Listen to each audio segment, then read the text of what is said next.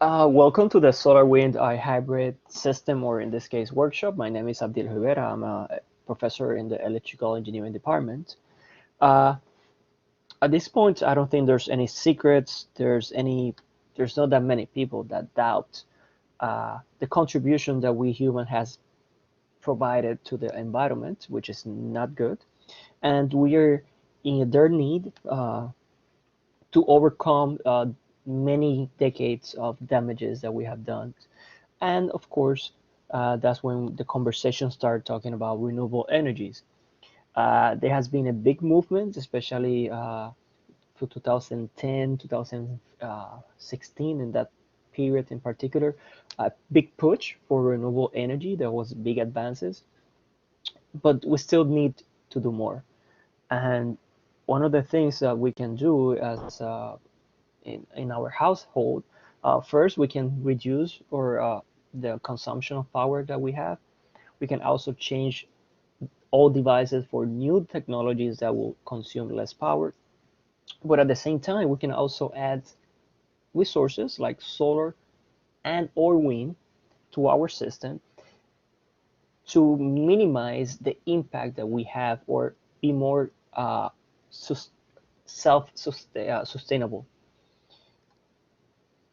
Uh, okay, so what is the advantage of having this combination of solar and wind? Well, we know that the solar light is available for a short period of time, depending on the season of the year, and it's changing. At the same time, the wind is not constant. Although we can expect we could have winds during the night. So the combination of these two resources first increase the likelihood that we will have more resources available. It gives us flexibility for expansions. At the same time, which is crucial, we have more reliability in the sense that we have more secure that there would be resources or energy available for us for a long period of time. However, like always, the disadvantage is the cost, increase the cost, and also it make the system more complex. We know that when we integrate in these different technologies, in this case, wind, solar, but also we can add incorporate other resources as is being done with smart grids, right? We have geothermal, we have nuclear, we have the regular power plants, we can be steam, uh, coal, and so on, and how we manage the different loads, the component, different sources providing energy at the same time, and energy that are not constant, they're not reliable in the sense that we cannot guarantee that the same power is going to be generated all the time. So how we deal with that, that's something that we have to keep in mind, and that provide complexity to our system. In the US, for the first time, we have overpassed the old technologies of coal, energy generated through coal. We know that coal, we want to avoid it first. It creates a waste that we don't know what to do with it. It's pretty toxic to the environment. So we have moved away from it. One of the ways that has been done is seen in this case natural gas, which still provide carbons carbons residues to the environment, but is less toxic as compared to coal. We still have more work to do. However, like I mentioned earlier, there's a big increment in renewable energies, and I encourage you to visit this website here. It's pretty neat. This PowerPoint is also available in the Blackboard, so you can access it, and you can visit this website. This website is neat in the sense that it will tell you the forecast of the loads, how the loads are being consumed, well, how were consumed yesterday, today, and how it's projected for the next few days. It tells you where the power is being consumed by locations and where is being provided, where is being provided, and what resources are being used. For example, as you can see here, This line here, the light gray, the light brown, is a natural gas. Is the maximum megawatts being used at the moment, uh, uh, generated, followed by coal, and then we have nuclear, nuclear energy. Now, nuclear is a pretty clean energy. However, the waste that it generates, we don't know what to do with it, and that's an issue. It's a problem that lasts forever, and also it's pretty damaged. It's pretty harmful. So, in somehow we would like to avoid that. Followed by we have the wind technology, which is out of the green energies. One of is the largest at the moment, followed by hydro, and then solar cells or solar panels. So solar cells. Solar cells is a very, although let me rephrase this. I was gonna say it's a very complex. No, structure wise, it's pretty simple. It's just a p-n junction, right? And we will explain what a p-n junction is. However, the fabrication is pretty complex. The analysis of it, when it comes to semiconductor itself, is very complex. And the process to generate the electricity or to extract the energy is extremely complex. There's a lot of assumptions that are being made to make it simple, but the underlying physics is extremely complex, not like when it comes to wind turbines, because in that sense, we're talking about motors that we have been using for many years, and it's very well established. So let's begin with the source. The source is the sunlight. We know that we have a large spectrum of light coming from the sun. Actually, the red line is what is called the AM0, or the standard spectrum outside the Earth. That is how expected the photons or the energy or the light of the sun is observed outside our planets. The the red one is the one from once we've been into the Earth and has reached the surface, and that is the big spectrum of the sun, of the sunlight. Currently, the maximum of the spectrum is in this blue, green, yellow color of the spectrum. That's the one that we would like to capture. However, it's not that simple, just as we want to target this, because we will need a different material, not the one that we currently use, to exploit those photons. Now, the largest, as mentioned, sun intensity is for those particular wavelengths, zero point 0.5. As we move away, the wavelength increase, but also the energy that we can get back from those decrease. For the case of silicon, which is the mostly that we use, we are in this spectrum here, if I'm not mistaken, in the reddish area. So the wavelength, the energy is not that big, and there's not that many photons reaching the surface as compared to the others. So ideally, we would like to target this spectrum here. That's one.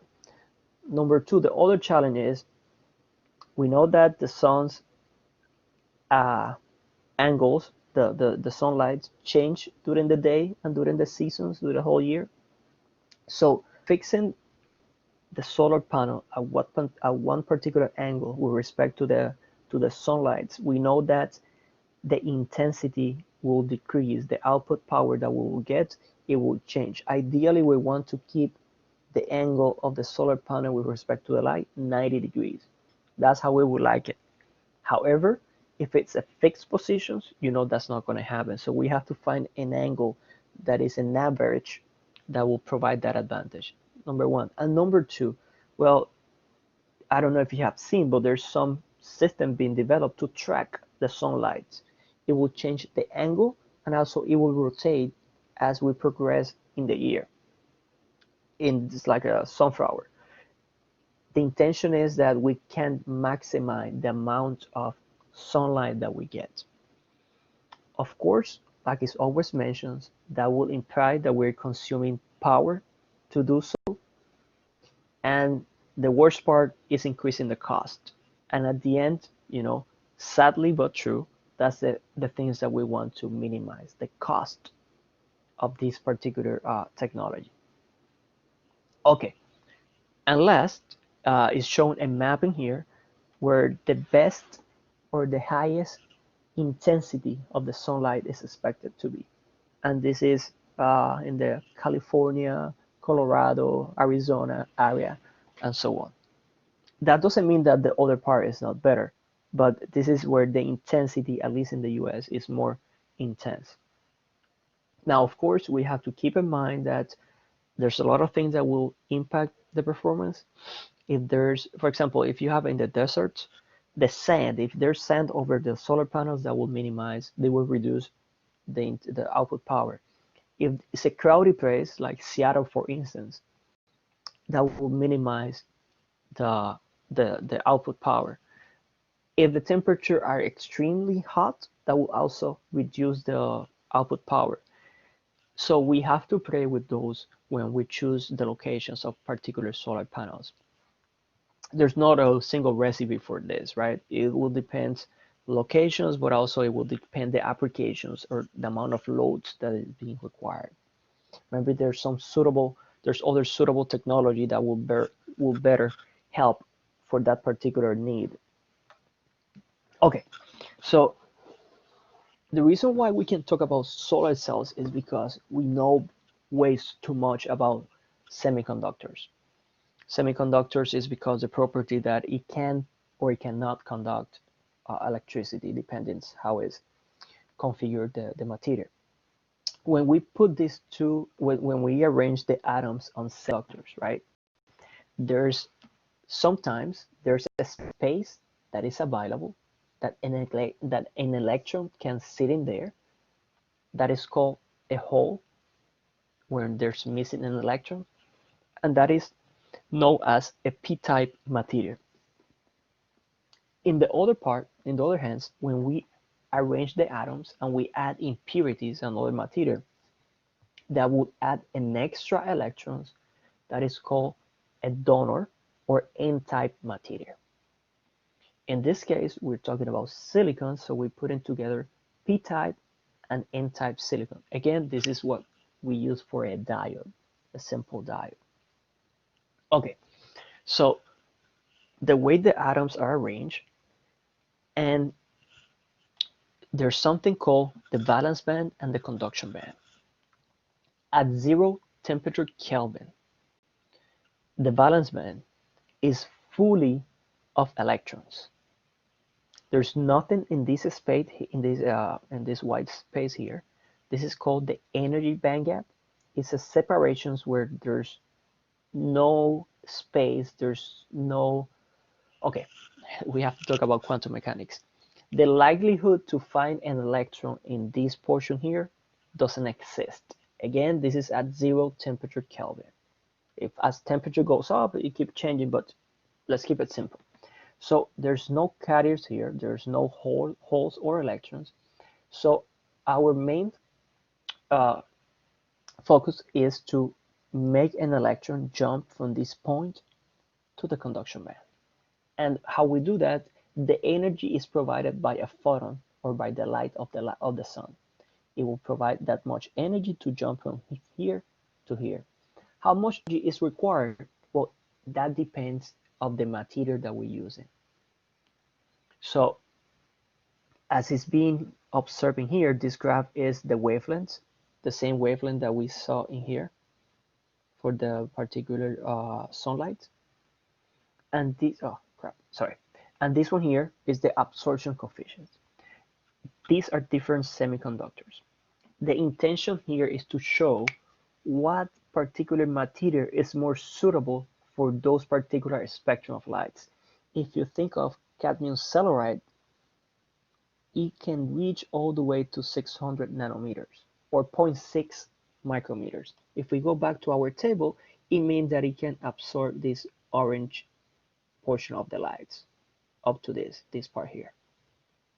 So it means that it actually it allows us to convert a big portion of the chunk of those photons with very high energy. So it's a good material. of course, we have to take into account how expensive it is, how is the fabrication process for this particular material, how toxic it can be, and how harmful it can be to the environment. All those questions have to be asked, but more crucial is how easy is to incorporate into silicon technology. And that's why we're stuck with silicon. It's not because it's a good material, it's because all the technology has been developed for silicon, for transistor, is being applied for solar cells. And that's why we keep using silicon. Now, on the other hand, the graphing here or the table, it shows those particular band gap, the energy separation between the valence band and the conduction band, how that translates to efficiency. Again, this is for small portions, but if you think of silicons, it provide around 20 something percent. For marsupial cadmium telluride is around 16%. Now, but again, this is because we have to keep in mind how to fabricate those. That's a pretty tough things to do, especially because all the technology is to do it in top of silicon. There's something called the lattice constant, which is the distance between atoms. When that distance doesn't match, implies that defects will come out of those. And that's something that we want to avoid. Moving on. Okay, I don't want to get too into the physics, but p-n junction. P-n junction, we talk about the p-type, where most of the carriers are holes or empty space of electrons with positive carriers. The n-type, we have negative carriers, mostly electrons. The majority carriers are electrons. In between what we have is a region where there's no free carriers and a pretty strong electric field. And that electric field is what it will help us to bring electrons. Once they have reached the conduction band, it will move them to the loads or to the part that we want to storage them. So first, we have to fabricate the device. We have to choose the right material. Once we have choose the right materials, now the design part comes in, because we have to make sure that we maximize our generations, meaning that any photon or any particle of light that get absorbed, it provides electron hole pair, and we capture it right away. And we avoid the recombinations. That is crucial. We have to avoid the recombination. That's something that is crucial again, because as is shown here in this animation, the light comes, it get absorbed, will generate electron hole pairs. We want the electron to move to the top, to the contact in here, and the holes to the bottom contact. And then it will go to the loads. But if by any chance that electron gets trapped or the hole gets trapped, we're doomed. It means that the process would not complete it. What can go wrong? Oh, so there's few processes that can take place. First, we have the band-to-band recombination. It means that once we excite the electron to the top, to the conduction bands, it will release and go back. We don't want that.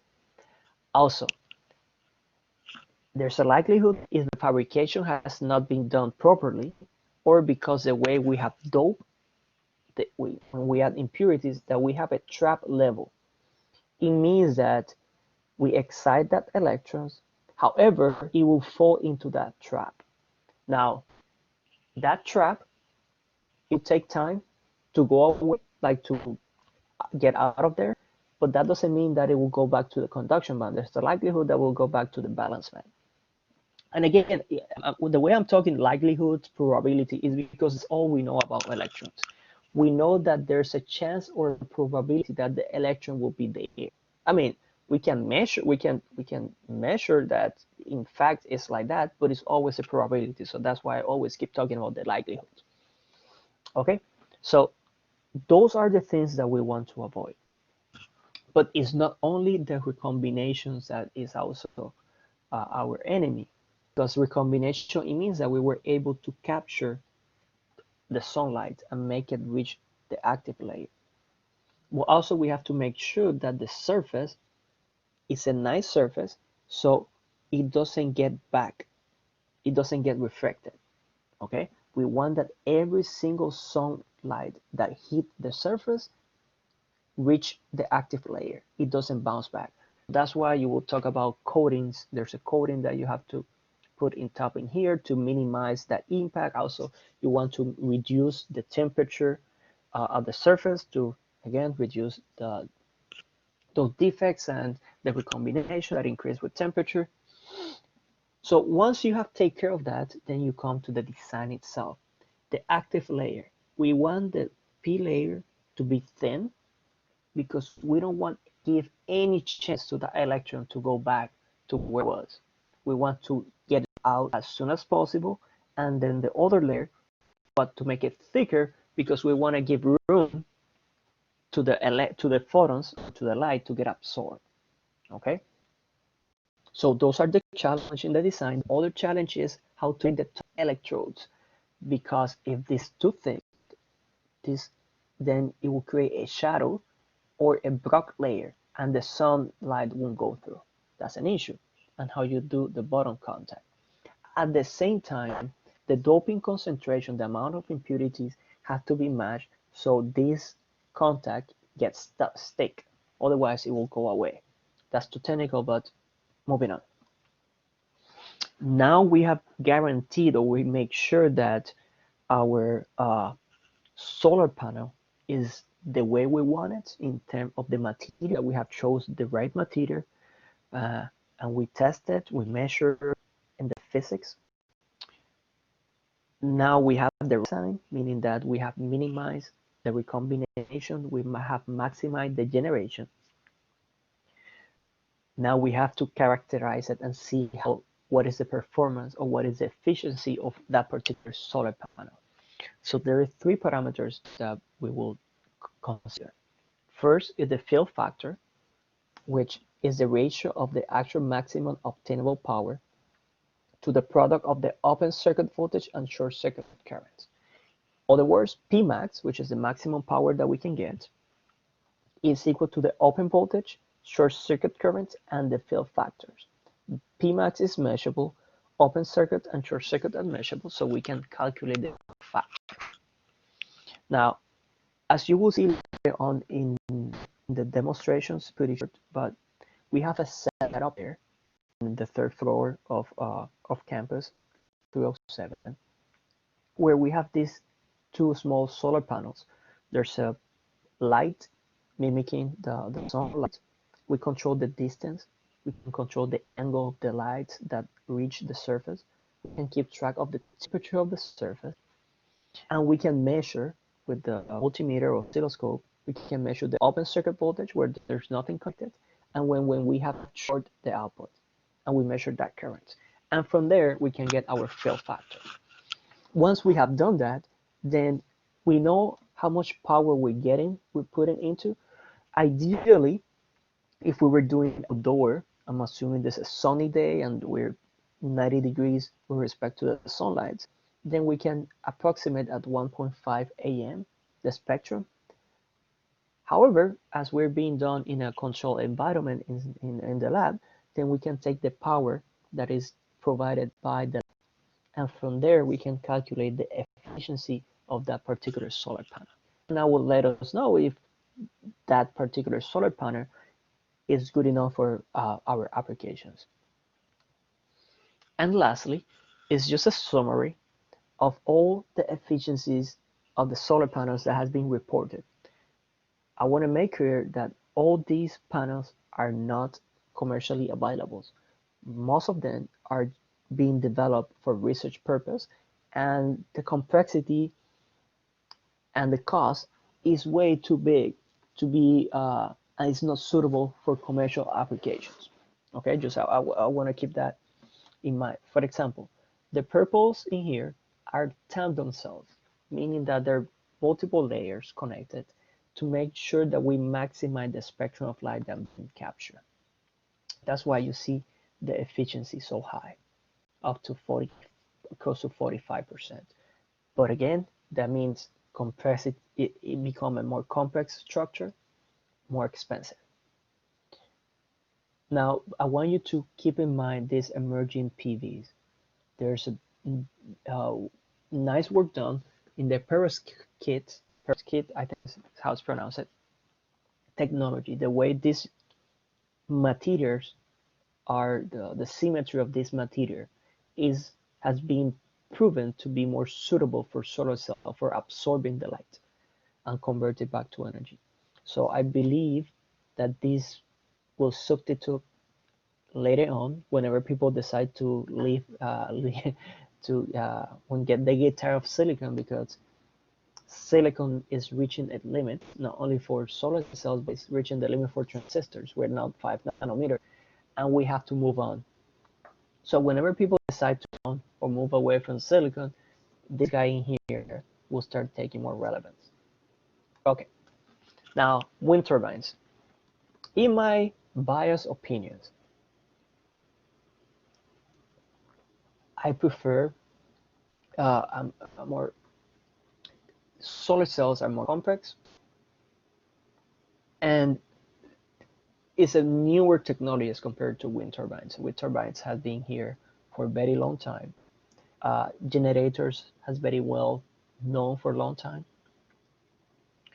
So the room for improvement is more into what I have seen is more into the way we control the structure, the AC to DC, AC converters, and so on. So that is, and again, that is because the improvement in semiconductors devices, not into the structure of the motors itself. So, type of wind turbines. We have the vertical wind turbines, which is the most common, the one that you will see. If you drive from Pennsylvania, I think it's 81 or 87, all the way from New York to West Virginia, all alone or a big part of the drive, you will see these huge. It's crazy how big are these the wind turbines, and the other ones, which to be honest, I have never seen these verticals. Which these one in particular have the advantage that you don't care where the wind is coming from. That is irrelevant. However, the horizontal ones, you have to make sure that you're always facing the wind. Okay, that's a big challenge. It's something we have to take care of. That we have to make sure that we design it so it can rotate and be always facing the wind to maximize the rotors. Okay. By the way, there's a lot of information in the Department of Energy website. I encourage you to visit. Uh, it's pretty neat, and there's a likelihood that when depending on what happens in the next elections, that a lot of movements more aggressive toward renewable energy will take place. So I strongly encourage you to get familiar with these technologies because I believe that if they go back to the Paris Agreement or somehow the New Deal that was presented, I think in 2018 or 2019, those ideas are pretty aggressive to move away from coal or carbon emission. So if they stick with what they're promising, there's going to be a new field or more strong field, more work opportunities in this particular area. So I encourage you to get familiar with this. Okay, that being said, the those blades that you see on the roads where you're driving, they can be as big as 350 feet long. Uh, so they're talking about one football field. That's how big this can be. Most of them they have three blades. For small applications, we will see that there's 3, 5, 7 depending, and they have different configurations. So the idea is that this particular wind turbine is what is upwind turbine, means that it's facing the winds, not like downwinds that is backwards, is facing is giving the back to the winds. Okay, so this one in particular the wind comes and it starts to inducing rotations by the pressure in the that it creates. There's a nice short video that will talk about it, and it's also later on, if you want to revisit the video, you can see it in the PowerPoint presentations. Let's see, and then in here you have the generation part, which can be a DC or AC, either synchronous or asynchronous motors or generators in this case. And again, it's always facing the wind, so this part here will be rotating to make sure that you always target the wind. Okay, as mentioned, the generation can be from direct currents, alternating currents synchronous, or AC asynchronous. So for DC, electrical power is extracted through brushes connecting the commutator, which is used to rectify the generated AC power into DC output. Now, this particular generator, a DC, has the disadvantage that the power that provides is small, so it's not suitable only for small power demands. Otherwise, we will use AC. And also, we want to make sure that the load is close to the source. That being said, one of the advantages that we have using this is that we don't have to worry about frequency. We know that when it comes to, let's say, the alternate current synchronous, the rotations of the rotor generate three-phase power as the stator winding. The issue is that with a fixed number of poles, the generator must be driven at a fixed synchronous speed to keep the frequency on the induced EMF constant. What it means is that we have to guarantee a rotational speed in order to assure that we have either 50 or 60 hertz, depending if we're in Europe or in the US. That's a challenge because the wind speed is not constant. So that's something that, there's something that it will impact the performance. However, there's an alternative. And again, this is being done because the improvement in the solid state devices, we can convert that particular AC signal, which can be at any particular frequency, to a DC. DC is steady state condition, frequency is 0, and then we can convert it back to an AC signal at that particular frequency that we want, either it's 50 or 60 hertz. Of course, we would like to avoid that because there's all lost in this particular process. However, it's an advantage when we use it because, again, we can forget about paying attention to that particular frequency. Now, an option would be use a synchronous motor, which are simple, reliable, inexpensive, and very well developed. However, and there's always a but, the issue with this is that we have this kind of machines draw reactive power from the grid. So somehow, along the process, we would have to provide that reactive power that we need, either through capacitors or somehow. We have to add that, so that's become a problem. Literature said that until 1998, wind turbines were fixed-speed induction generator up to 1.5 megawatts generations. This is the video. I'm not sure if you would be able to hear this because I'm using headphones and I don't want to. This is, by the way, this is the third time I'm recording because I have after I finished the recording and wait 2-3 hours, I found out that the record was not good. So hopefully this worked. So I'm just going to move ahead and you can revisit anytime you want it. Okay. So for the demonstration that we were using, this is the list of equipment. This is in the third floor. 307, excuse me. And this is the list of the equipment that we were using. Let's jump ahead. Okay, so the first part is the solar panel. The solar panel is at the top. We use a halogen lamp to mimic the sunlight. Then from there it's connected to a DC breaker to the chassis.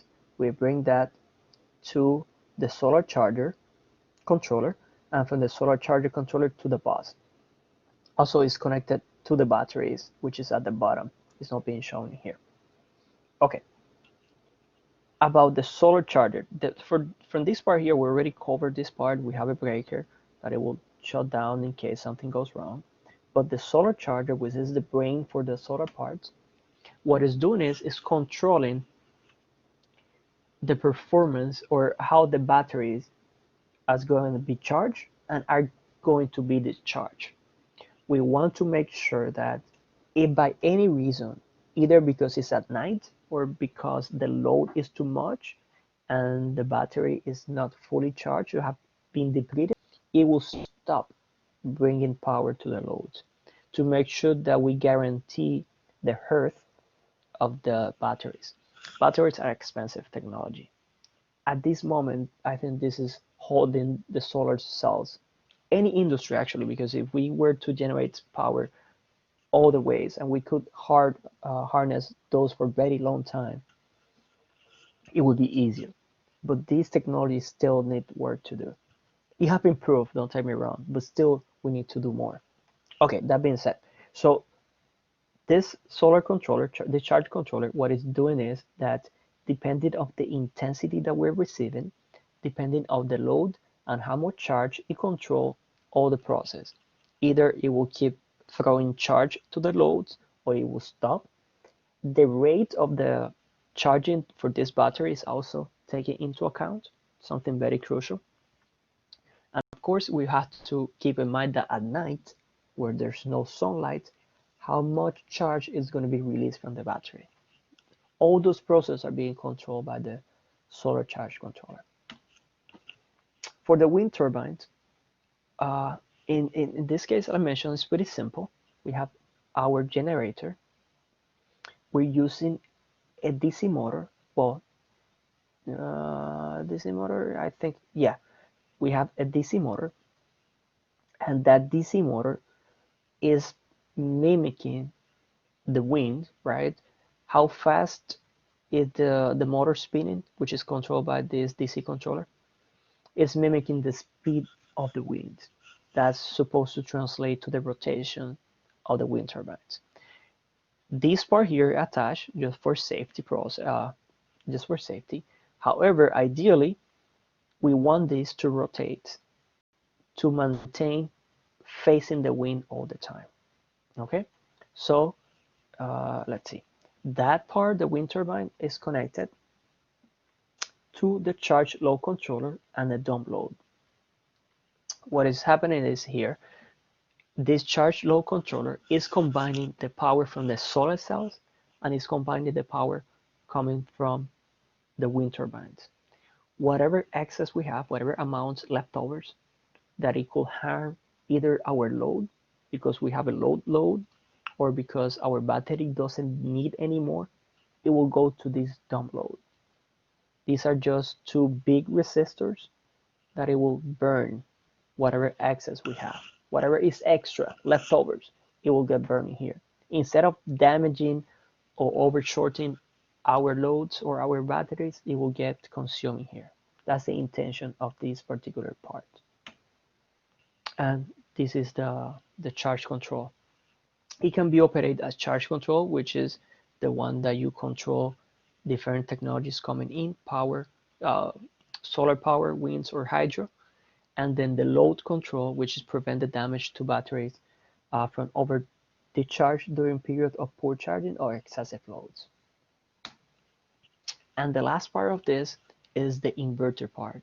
We know that our electronic devices in houses, uh, not all of them because we keep pushing toward DC, especially since they're using less and less power.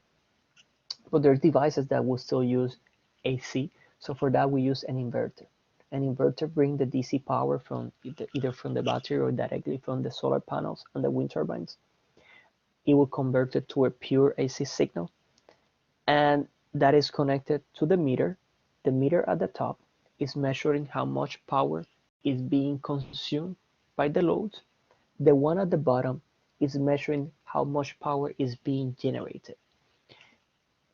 We try to, and you will see in the video, that is not so clear the velocity that this is spinning, in the sense that the load is being consumed is small, number one, and number two, we're recording pretty short period of time. So that's why you will see that it's not so strong, the effects. This one here should work backwards. If this one moved from left to right, this one will move from right to left, just to show that it's generating instead of consuming. And this AC circuit breaker box is just, as a protection system as well. And this is just specifications from that DC AC converters, which can provide 1000 watts constant and output voltage 100, 110 and 120 volts, and the input voltage is 12 volts, or the batteries from our systems. From now, we'll pass to the demo in our 307 lab. I hope you enjoy it. Good afternoon, guys. We're supposed to be doing a workshop hands-on due to the COVID incident. We cannot have you all here, but ideally we would like you to have at least 2 to 3 hours, one section in the morning, one section in the afternoons, so you can do hands-ons of this combination of the solar panels and the wind turbines, and how it integrates both systems into, and how you monitor power and so on. But for now, we're gonna explain it, and then as you already have seen the theory behind it, now we're just doing the hands-on. So if you follow me here, one of the modules that we have in here is a solar panel that we can't control. There are a few things that we can control in here.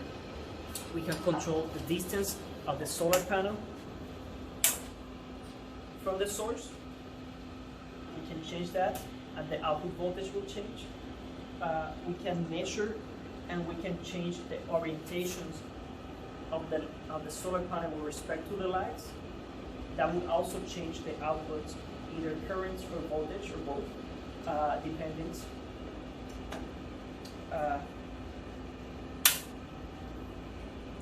There's another thing is that if you come closer here,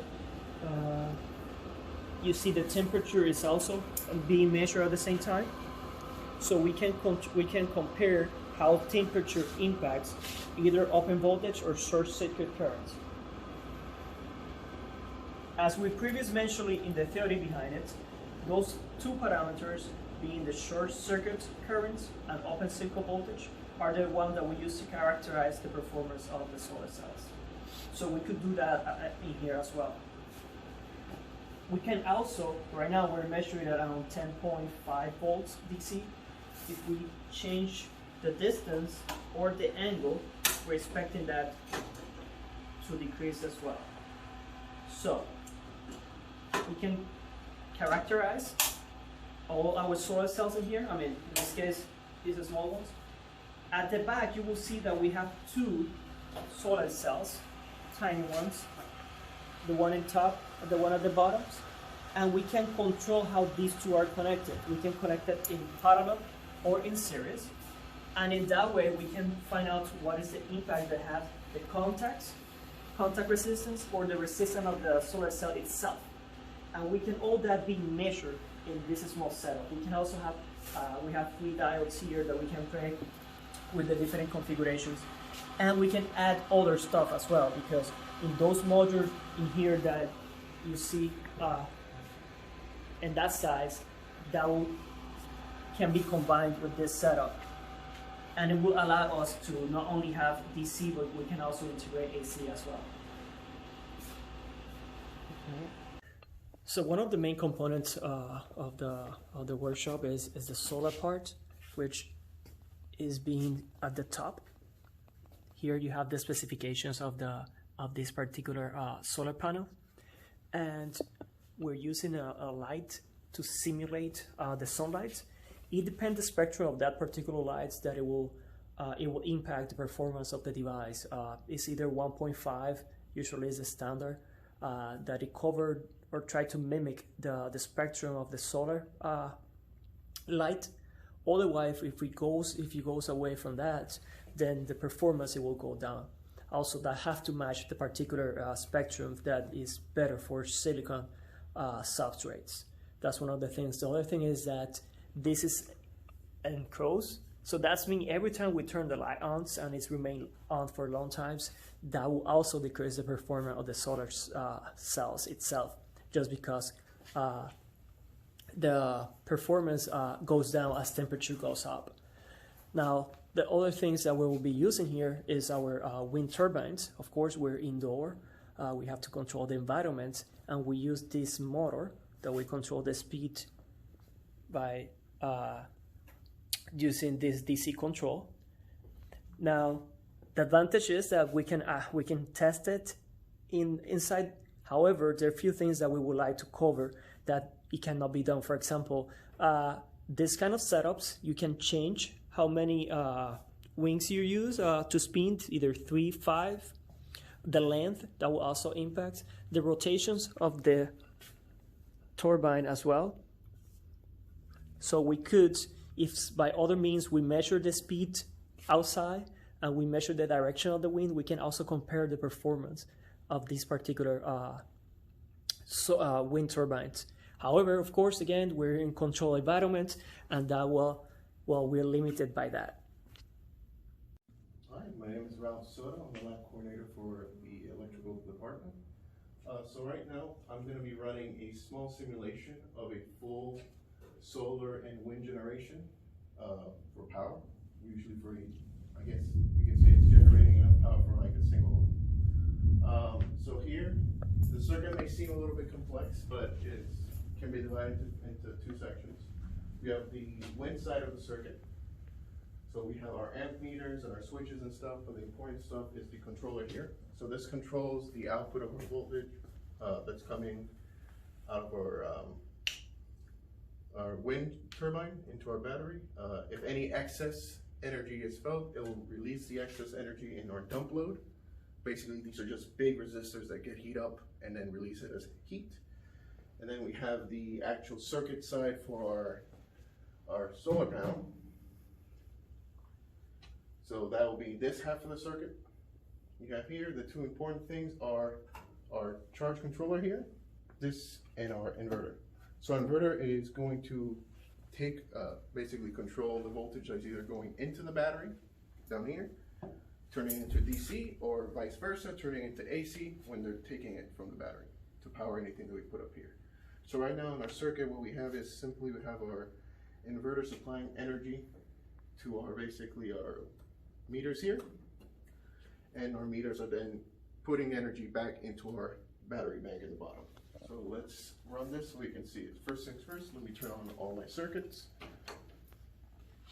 This circuit is controlling what's coming out of here. This switch turns on, allows me to work with my solar panel. This is our wind generator. That buzzing sound, don't worry about it, that happens always. That's probably some bugs getting zapped. And this will control our switches. There we go. And there we go, controller turning on. So, first things first, let's get our solar panel working. So our solar panel, it has a timer on it. Since it's simulating, the reason it has a timer is so the light bulb or our light source that's simulating the sun doesn't damage the panels. So you can see it on. That is now producing a slight current. You may not see it, but the current is very small. It's producing a very small current. Now turn on our wind generator.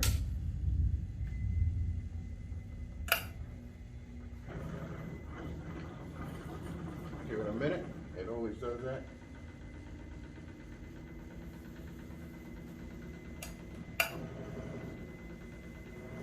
There we go. So as you can see, the faster our wind turbine generates energy, the more current it's at output. You notice the solar panels, the efficiency is a little bit not the greatest, so it's not converting too much to our current. Now we go over here to see how our system works, we turn this on. We have to turn on our inverter. If we don't turn on an inverter, it will never give us the voltage we need. There we go. And now, inverter's on. Inverter's on, and finish the circuit. And there we go. There's the light bulb, or load. So, in these meters on the side, you should be able to see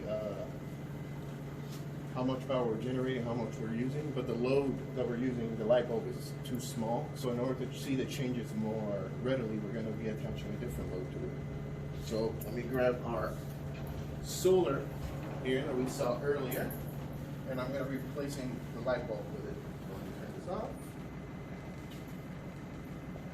Pop this bad boy out.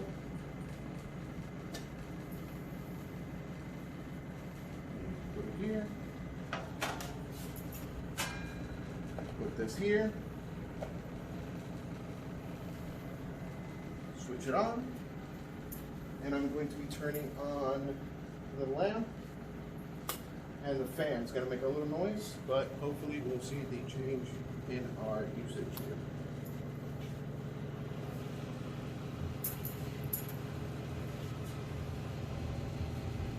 You should see the meter slowly turning. The usage is so small that we barely see the change.